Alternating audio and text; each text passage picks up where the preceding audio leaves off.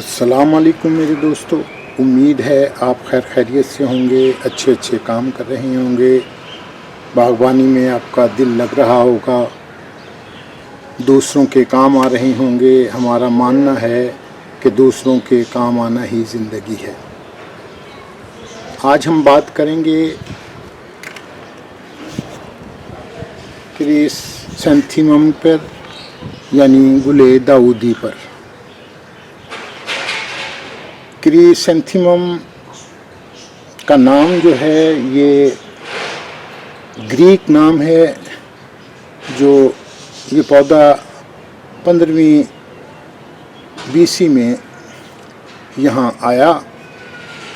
15वीं before Christ में ये पौधा ग्रीक में वहाँ की शहज़ादी ने लगवाया और फिर उसने उसे जो नाम दिया उसके मानी थे गोल्डन फूल। एंथीमम जो है ये इसे ग्रीक में फूल कहा जाता है और क्रिसैंथेमम जो है ये गोल्ड फूल को कहा जाता है। हो सकता है कि उस ज़माने में ये सिर्फ गोल्ड कलर में ही पाया जाता हो, लेकिन अब तो इसकी बेतहाशा वैरायटीज़ हैं। ये मुस्तकिल पौधा है, 12 महीने चलता है, 12 महीने फूल देता है। ये जब मैंने लगाया था तो उस वक्त ये फुल ब्लूम पे था, इसके ऊपर फूल ही फूल थे। फिर इसके फूल ख़त्म होते गए और इसकी ऊपर की डंडियाँ सूखना शुरू हो गई। हमने देखा कि कुछ दिनों के बाद इसने दोबारा अपना ग्रोथ शुरू की और इस वक्त ये फिर बढ़ रहा है। ये चूँकि इस जगह पर लगा हुआ है जहाँ इसे धूप मिलती रहती है। आजकल चूँकि सर्दी का मौसम है तो इस पौधे को धूप अच्छी लगती है।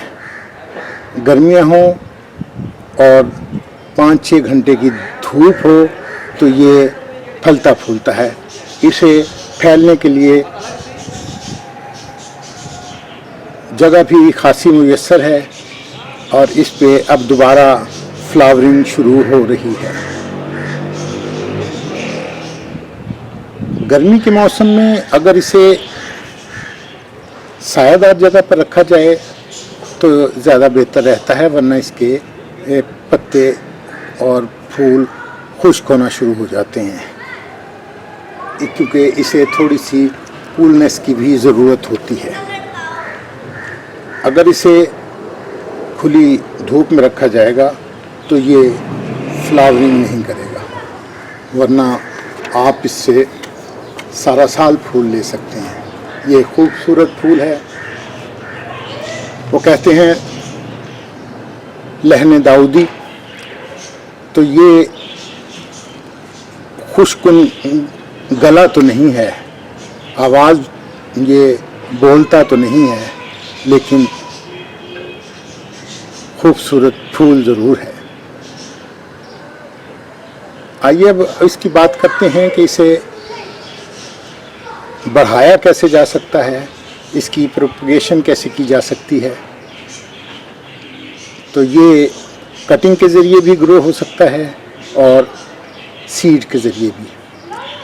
इसके जब फूल खुश्क हो जाते हैं तो जिस जगह पर ये लगा हुआ होता है उसी जगह पर वो सीड, या तो आप इसके सीड कलेक्ट कर लें, वरना ये उसी जगह पर गिर जाते हैं और कुछ अर्सा के बाद ये उसी जगह पर दोबारा उगना शुरू कर देते हैं। इसके लिए अब हम बात करते हैं कि इसको किस किस्म की मिट्टी की ज़रूरत होती है। तो इसके लिए वेल ड्रेन सॉइल अच्छी लगती है। इसको उगाने के लिए सॉफ्ट मिट्टी की ज़रूरत होती है। अगर आपके पास मिट्टी सॉफ्ट नहीं है तो मिट्टी और रेत को मिक्स कर लीजिए, उसमें थोड़ी सी चाय की पत्ती डाल दीजिए ताकि नाइट्रोजन जो इसकी जड़ों और उसके लिए ज़रूरत होती है वो इसे भरपूर अंदाज में मिलती रहे। ये अपने कद के लिहाज से 4 फुट तक बढ़ सकता है, लेकिन अगर इसे ज़्यादा ना बढ़ना दिया जाए तो ये और इसको ट्रिम करते रहें तो ये ज़्यादा फ्लावरिंग देता है। मैंने इसको अभी ट्रिम नहीं किया। इसके ऊपर अगर आप देखें तो इसकी ऊपर की डंडियाँ खुश्क हो चुकी हुई हैं, इनके ऊपर के फूल चूँकि खुश्क हो गए थे, इसलिए ये ऊपर से ग्रोथ नहीं कर रहा बल्कि नीचे से ग्रोथ इसकी शुरू हुई है। तो आइए पहले हम साथ के साथ इसकी थोड़ी सी ट्रिमिंग कर लेते हैं।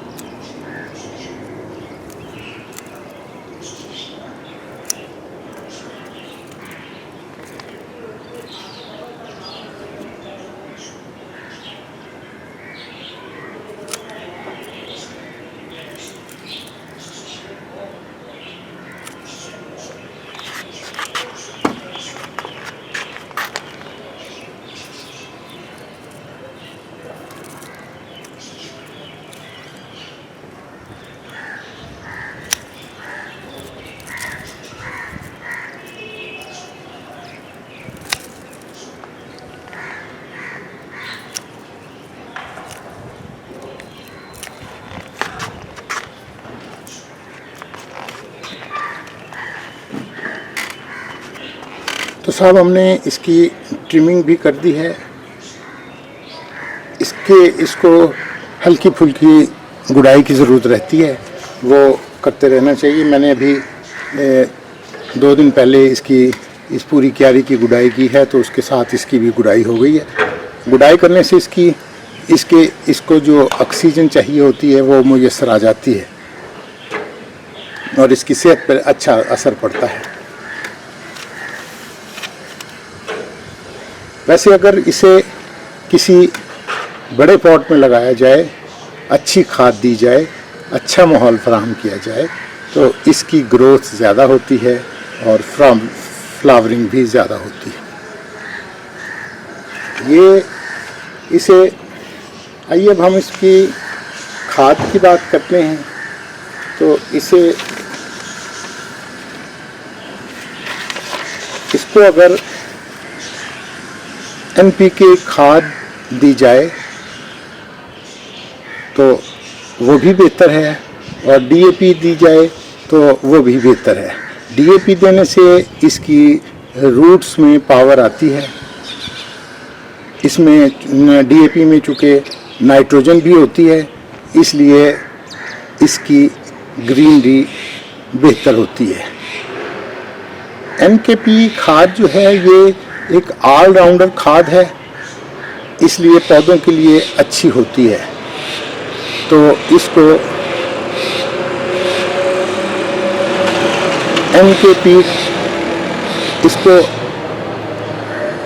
NPK खाद भी दी जा सकती है। आइए अब इसकी हम कटिंग के ज़रिए प्रोपगेशन देखते हैं। हमने चंद दिन पहले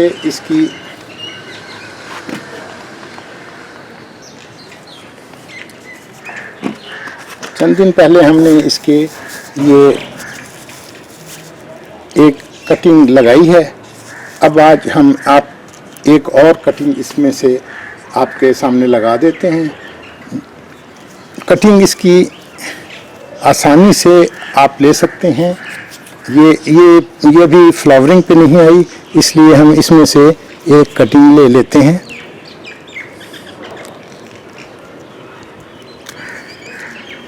ये देखिए, ये हमने इसकी एक कटिंग ले ली है। इसके नीचे के पत्ते हम साफ कर देंगे। अगर हमारे दोस्तों को याद हो तो हमने डहलिया की कटिंग लगाने का तरीका आपको बताया था। हर पौधे की कटिंग लगाने का तरीक़ेकार एक ही होता है। ये देखिए, इसको हमने नीचे से काट दिया है 45 डिग्री एंगल पर, और इसकी नीचे से हल्का हल्का हम इसके ऊपर से इसकी ये जो सॉफ्ट जिल्द है ये हम इसको उतार देते हैं। ये रूटिंग जेल है, रूटिंग पाउडर नहीं, ये रूटिंग जेल है। ये इसमें वो तमाम केमिकल शामिल हैं जो रूटिंग पाउडर में शामिल होते हैं, बल्कि ये उससे बेहतर काम करती है। इसको हमने 2-3 महीने से अपनाया हुआ है। ये हमारी चूँकि खुद तैयार करता है, इसलिए अब ये देखिए, इसमें मिट्टी पहले से तैयार है।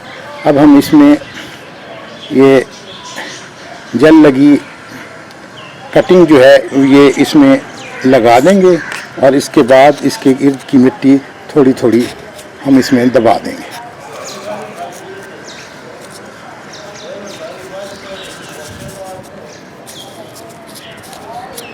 ये चूँकि सदाबहार पौधा है, इसलिए इसकी कटिंग किसी भी मौसम में लगाई जा सकती है।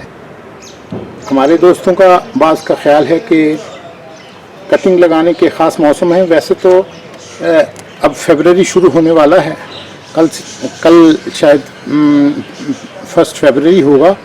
जब ये आपके तक ये वीडियो पहुंचेगी तो 1 फरवरी शुरू हो चुका होगा। जो कटिंग लगाने का मौसम है वो अब शुरू हो चुका है। तो लेकिन अगर इसे कटिंग लगाने का मौसम ना भी हो तो भी इसको अगर इस रूटिंग जेल के साथ लगाकर फिर इसे ग्रीन हाउस में बंद कर दिया जाए तो ये अच्छी तरह अपनी ग्रोथ शुरू कर देती हैं, कोई भी कटिंग हो। उम्मीद है आपको ये वीडियो पसंद आई होगी। एक नई वीडियो और एक नई इन्फॉर्मेशन के साथ फिर हाजिर होंगे। इजाज़त दीजिए। अल्लाह हाफ़िज़।